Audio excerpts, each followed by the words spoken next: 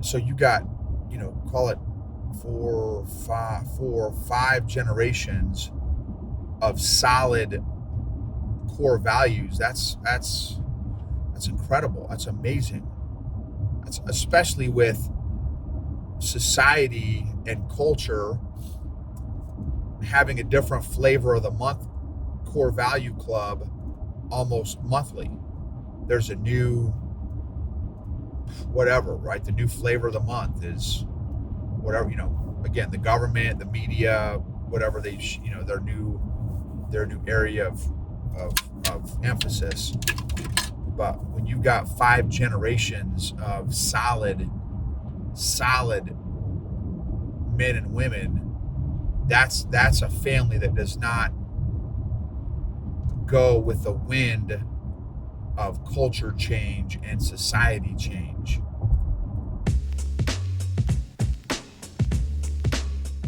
Welcome to the EQ Gangster podcast, where you will learn practical tools to grow your mental and emotional health and intelligence to be the best version of yourself, both at work and at home. It is real, raw, and transformational. The journey of emotional growth isn't easy, but it's worth it. I believe in you. EQ Gangsters! Super stoked to share with you 10 lessons I learned from a 5th generation, a family, let me just think about this, with four generations of very, very successful business owners. So the previous episode, I believe, was lessons from the family gathering from my father-in-law's 75th birthday. That was 5 to 6 generations of spiritual legacy, of spiritual success. This is 4 generations of business success, which is kind of some neat themes here, really neat themes, because both are very relevant to me as someone who loves the Lord and has an active, growing relationship with the Lord, and also a 25-year entrepreneur, almost 30-year entrepreneur now. So it's again a lot of super neat lessons. So 10 lessons that I want to share with you all. Just did, an hour and a half, with the grandson of the founder of this very large and successful company. And this grandson is 72. And his grandfather started the business. The son continued to grow the business. The grandson, the guy I talked to, kept the business going. And now the great grandson is currently running the business, and is it's almost like every single generation takes it to the next level, which again is, in the business world, the percentages of second generation successful businesses is very, very few and far between. The stat is the majority of second generation businesses don't survive. They don't make it. They don't succeed. So this is, again, on the 4th generation that is crushing it. And so the opportunity to sit down with the grandson and his wife about life lessons, spiritual lessons, leadership lessons, parenting lessons was just, I'm like a kid in a candy shop. That is like my favorite thing ever, to glean those insights and wisdom. So now I'm sharing The summary, I won't necessarily share details, but I'll share summaries of the lessons that I took away, 10 of the lessons anyway, that I took away from this couple.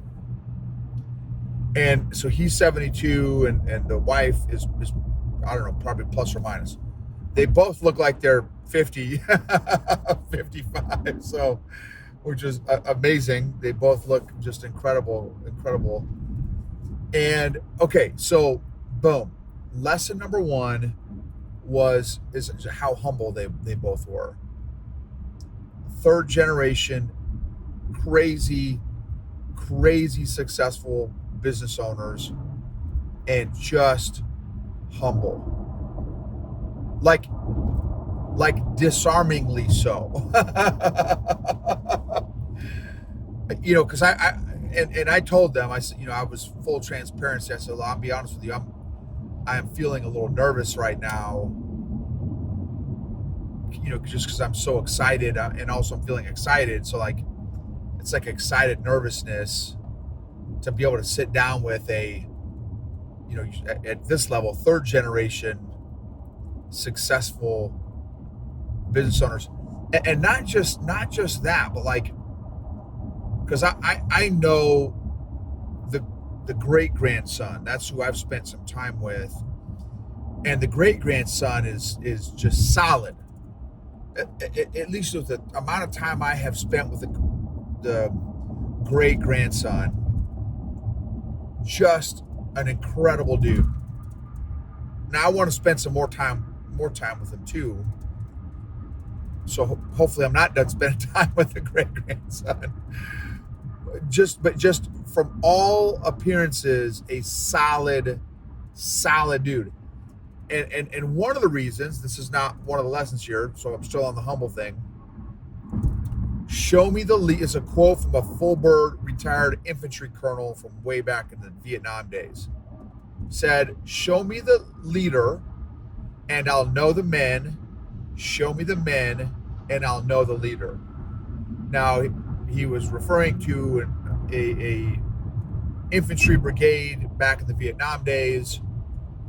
And so that's the context that he shared the quote from. And everyone that I have met that is in the great grandson circle are just solid people. So that tells me a lot about the great grandson. This dude, because you can't fool superstars for too long. You can maybe fool a superstar for, let's say, 90 days, but oftentimes within 90 days, a leader's true colors will be revealed within 90 days. Up and down and side to side. It's hard for somebody to fake who they are for longer than 90 days. I'm sure there's exceptions, no doubt, but I know there's exceptions. But oftentimes, 90 days is a really good litmus test. So, and the great grandson is humble. He's confident, very confident, but also humble. It's a really neat combination. Humble confidence. So, and same thing with the grandson, the 72-year-old and his wife. Again, so humble and confident. Super cool to see that. Super cool. Just very, again, disarmingly humble.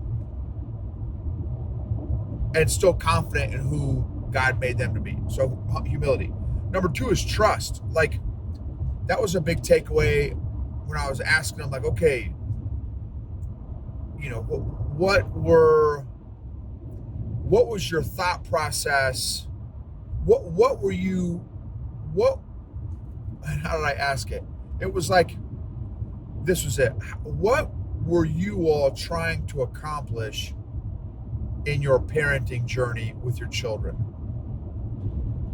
What outcome were you hoping for? Were you shooting for? Were you aiming for? And what kind of came out of that is look, we trusted God to fill the gaps in our weaknesses.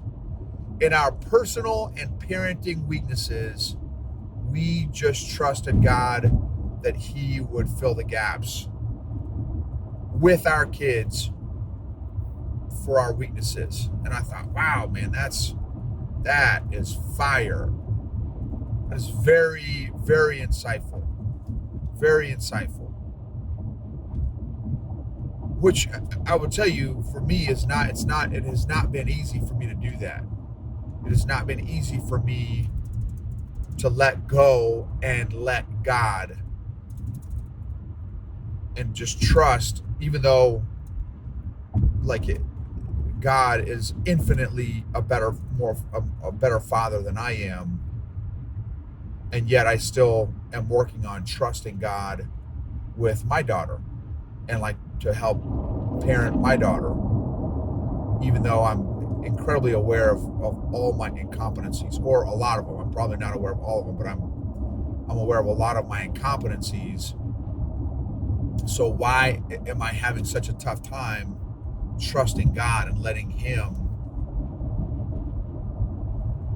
okay, my kid is your kid and you're a way better father than me.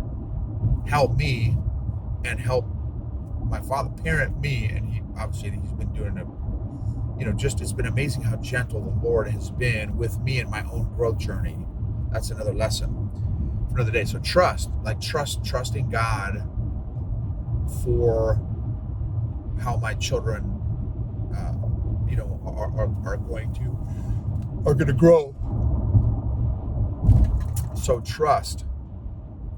And then also from a leadership perspective, he said, because he was the CEO of his company, of his grandfather's company for 30 years, I don't know, or maybe more.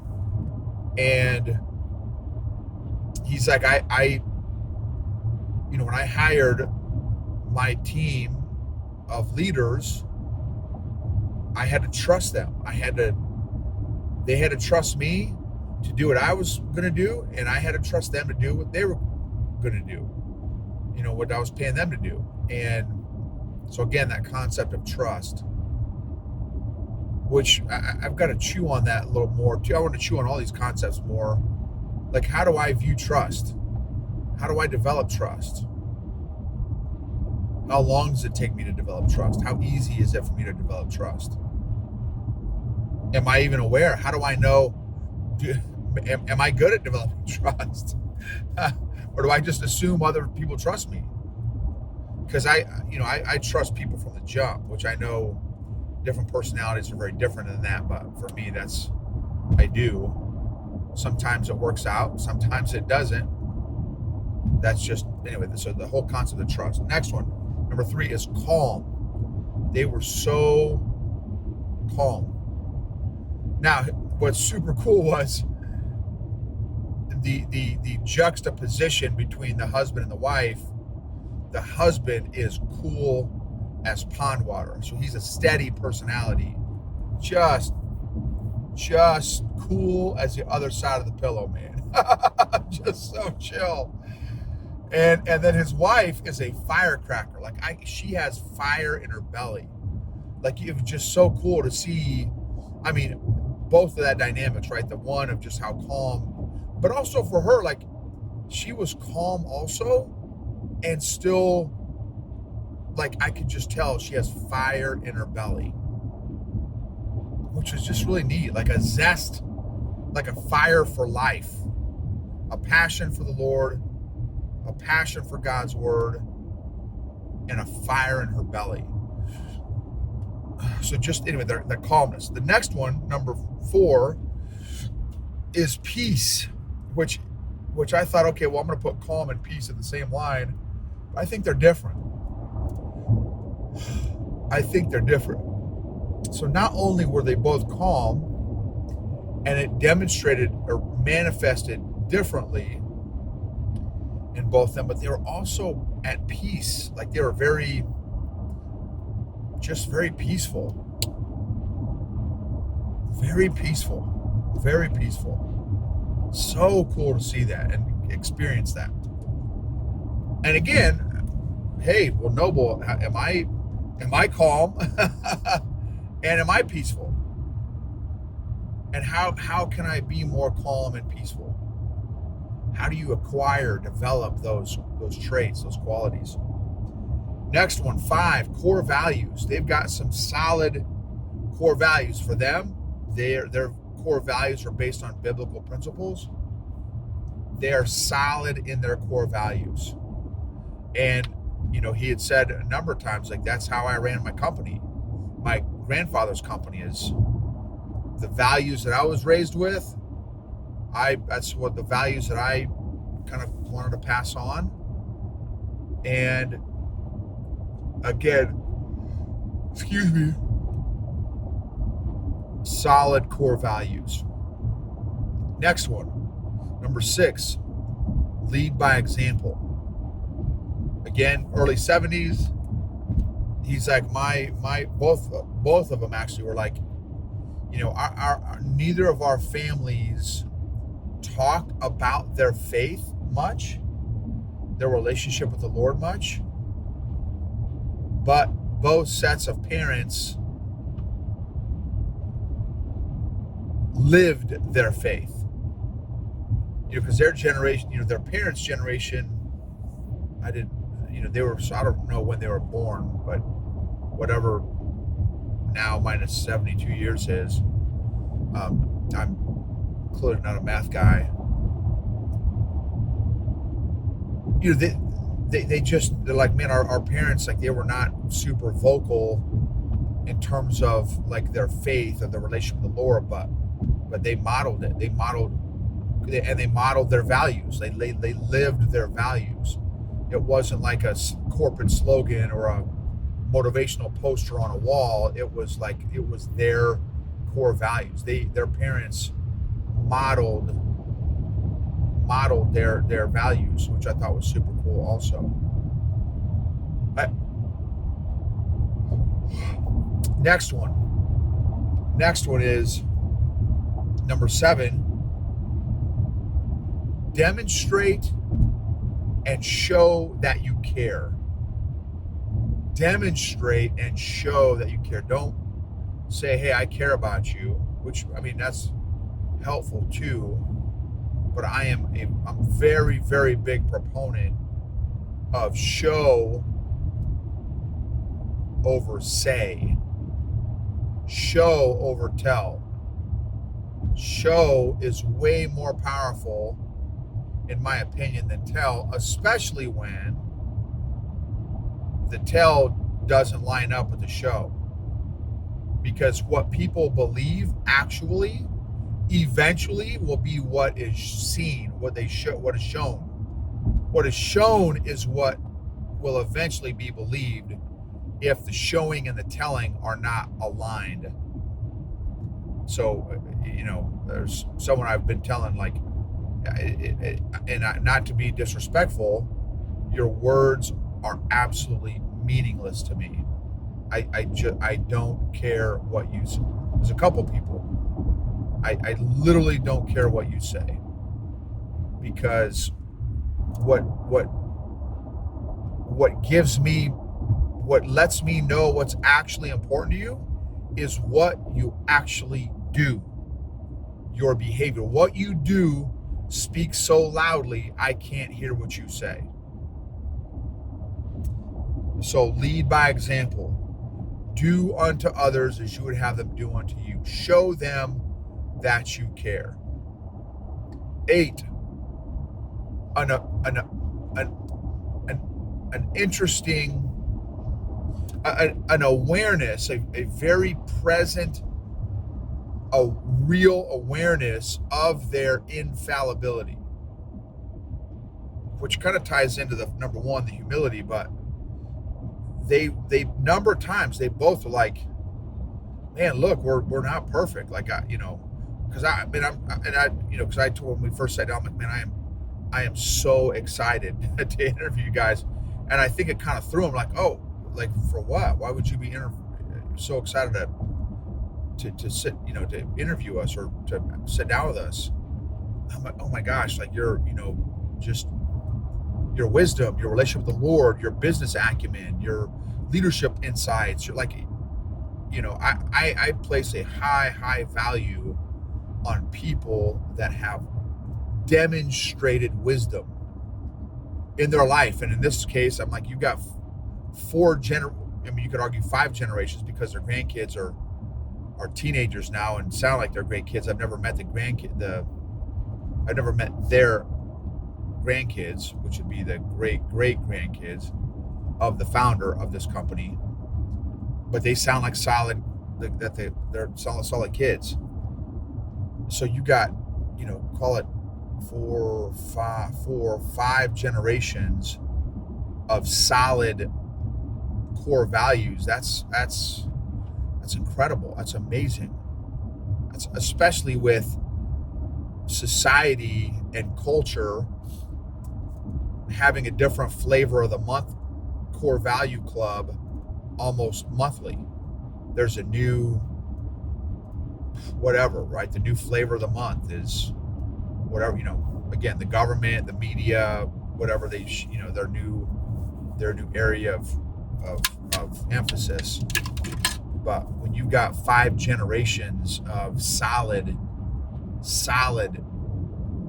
men and women, that's a family that does not go with the wind of culture change and society change.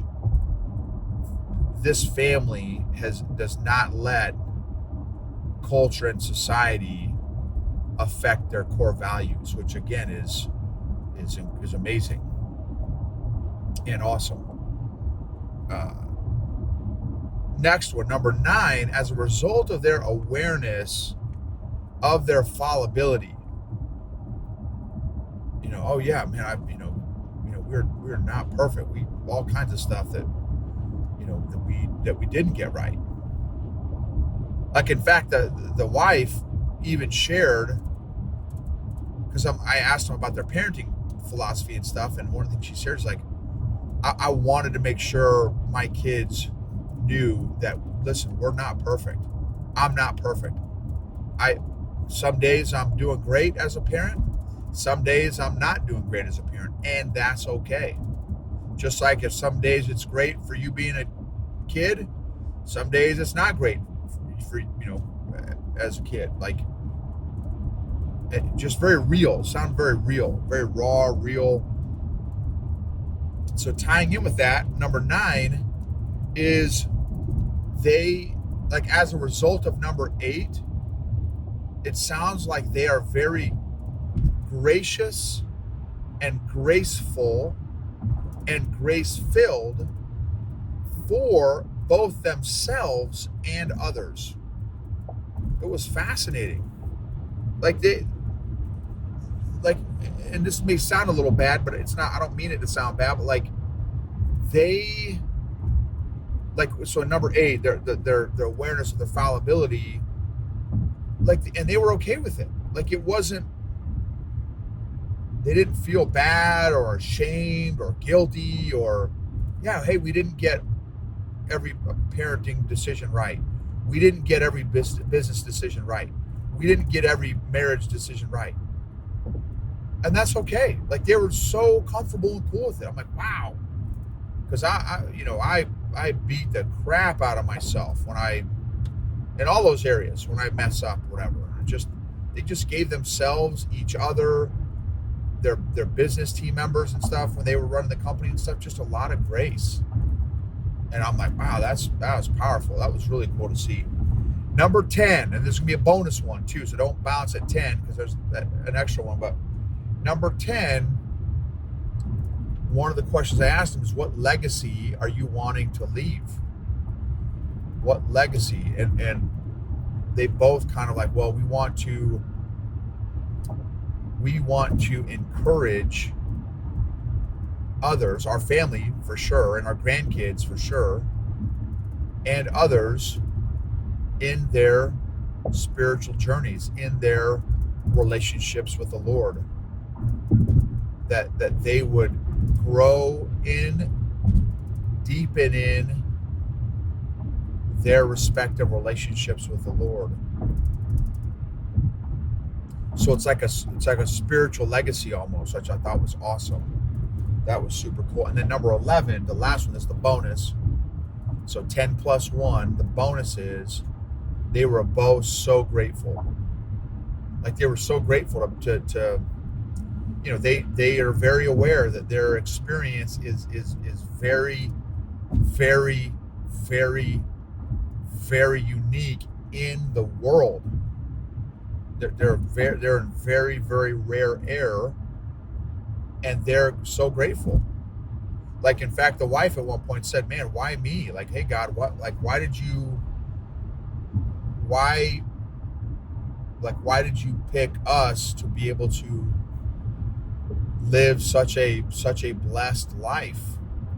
And obviously they had a responsibility in it too, because right, I think once we're teenagers, like,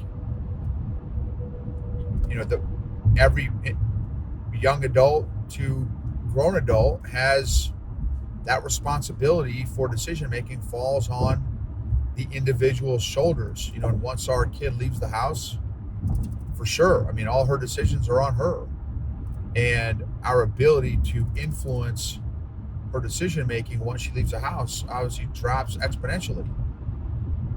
And so anyway, just how grateful they were was super cool to see. They were just both very grateful and thankful for the lives that they've been able to lead, and that they still lead. And I don't have this on there, but also, like, they're still, like, actively growing, serving, contributing. That'd be point number 12. So 2 bonus points, 10 lessons plus 2 bonus points, but they're still actively growing themselves. The wife does 2 Bible studies a week, which I know is not, it's not just spiritual, it's also social, right?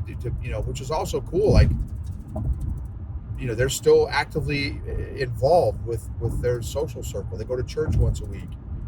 The husband is on a number of different boards, leadership boards and stuff, and still contributing with, again, the wisdom that he has gleaned through his family, through his company. And so that'd be the 12th lesson, the second bonus point there. It's awesome, man. Awesome. Get a chance to sit down with them. The other thing I want to compile is what questions I asked them, because the other thing that I asked them was, if I can be so forward, and obviously, they have every right and ability to say no and express their boundaries. But I said, would you all be open to me taking you guys out to lunch, once a quarter? And they both agreed to that. And hopefully, I hope I didn't press them. When I communicate with them again and send them a thank you card, I will definitely put in there, hey, look, I didn't mean to put you on the spot with the whole having to link up quarterly. It's just, I'm so grateful to be able to just glean and learn as I move into my 3rd and or 4th quarter of life. I just want to be wise and intentional about it. And I'm grateful that, maybe I'll be able to have them as a couple that I can periodically sit down with and intentionally sit down with to continue to grow and glean lessons and get wisdom from the Lord through them based on their experiences. So thank you so much for being a part of this journey and letting me, hopefully, God willing, invest and sow into you all. You are worth who God created you to be, the best version of who God created you to be. Our emotional growth journeys, spiritual growth journeys, physical growth journeys, mental growth journeys are all part of it, and so worth it. Hard, and so worth it.